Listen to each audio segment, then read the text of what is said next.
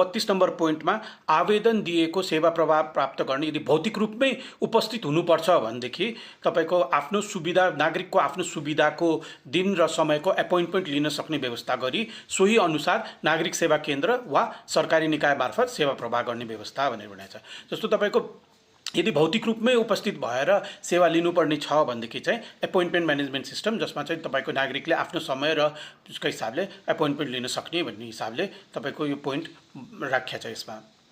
त्यस्तै अर्को 33 नम्बर पोइन्टमा चाहिँ डिजिटल सिग्नेचर भनेको छ। हाल चाहिँ डिजिटल सिग्नेचर सर्टिफिकेटको माध्यमबाट हुँदै गएकोमा त्यसलाई चाहिँ एनआइडी कार्ड, बायोमेट्रिक वा ओटिपी प्रयोग गरी ई सिग्नेचर गरी नागरिकले आफ्नो विवरण बुझाउन सक्ने व्यवस्था गर्ने। यसको लागि चाहिँ राष्ट्रिय परिचय पत्र तथा पञ्जीकरण विभाग र गृह मन्त्रालयलाई चाहिँ 1 महिनाभित्र प्रधानमन्त्री तथा मन्त्री परिषदको कार्यालयमा प्रतिवेदन दिने भनेर यो कसरी गर्न सकिन्छ भनेर प्रतिवेदन दिने कुरा गरिएको छ। अब अर्को चाहिँ यो नागरिकलाई तपाईको काम गर्दाखेरि शास्ति नहोस् र छिटो छरितो काम होस् भनेर फाइल कुन टेबलमा कति समय बस्यो भन्ने ट्र्याकिङ गर्ने र तोकिएको समय नागेमा माथिल्लो अधिकारीलाई अलर्ट जाने प्रणाली चाहिँ यो एक्जिस्टिङ जिआइओएमएस सिस्टममा लागू गर्ने भनेर भनिएको छ। त्यस्तै अर्को भनेको चाहिँ नागरिकको सहजताको लागि जस्तो कुनै नागरिकले आधिकारिक मोबाइल एप वा नागरिक एप वा इमेलमा आफ्नो डकुमेन्ट्सहरू राखेका छन् भनेदेखि या प्रमाणित भइसकेको छ भनेदेखि त्यहाँबाट डाउनलोड गर्ने व्यवस्था 15 दिनभित्र मिलाउने भनेर भनिएको छ 35 नम्बर पोइन्टमा।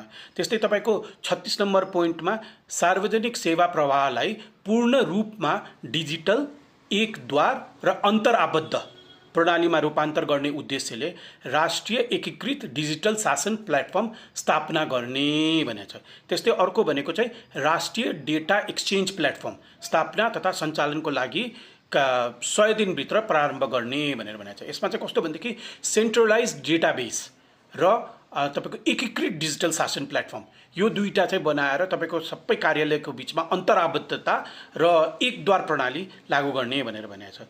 नागरिकले अर्को 37 नम्बर पोइन्टमा चाहिँ नागरिकले एउटै डिजिटल प्लेटफर्ममाथि सबै मार्फत सबै सेवा सहज रूपमा प्राप्त गर्न सक्ने व्यवस्था मिलाउन सेवा प्रवाहमा दोहोरोपन अन्त्य गर्ने, पारदर्शिता अभिवृद्धि गर्ने तथा समय र लागत उल्लेख्य रूपमा घटाउन डिजिटल गभर्नेन्स र व्यक्तिगत डाटा सम्बन्धी नीति तथा कानुनको तर्जुमा 60 दिनभित्र गर्ने। यो चाहिँ कानुन सम्बन्धी भयो।